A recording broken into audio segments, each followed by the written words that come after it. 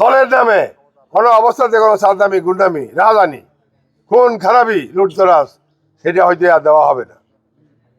সে যেই হোক, তার পরিচয় যেই হোক না কেন, এই 12 তারিখের ক্ষমতায় যারা আসবেন তারা দেশকে স্বাধীন সার্বভৌমভাবে আইনগতভাবে শাসন করবেন, দেশের লোকের উন্নয়নের জন্য যা দরকার তাই করবেন।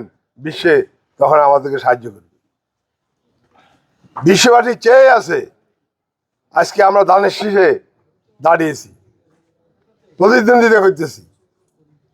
বিশ্ববাসী পরিষ্কার ভাষায় বলে দিয়েছেন, আমরা দেখতে চাই কি পরিমাণ ভোটে ধানের শীষ ক্ষমতায় আসে। বিশাল ভোটের ব্যবধানে যদি ধানের শীষ ক্ষমতায় আসে, তাহলে সমগ্র বিশ্ববাসী, জাতিসংঘ সবাই সর্বাত্মক সাহায্য করে এই দেশকে উন্নয়নের অগ্রগতিতে উচ্চ শিখরে নেওয়ার আমাদেরকে সাহায্য করবেন। আমরা মুক্তিযুদ্ধে শপথ করি নাই, করছে কিনা? শপথে কি ছিল?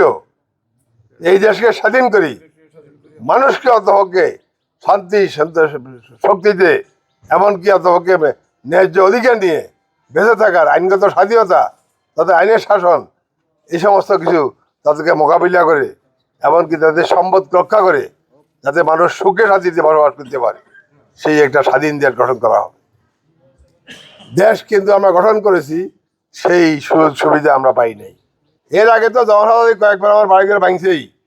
সর্বশেষ নিজাম হাজারি আমার বাড়িতে বাড়ি গাড়ি গদ দুয়ারে আগুন জ্বালা দিয়া এই আমার বিরিঞ্চি নবীকে এখানে হত্যা করেছে। সে ফজর নামাজ পড়ি এখানে কি হচ্ছে দেখার জন্য আসছে, তাকে গুলি করি এইখানে মারছে।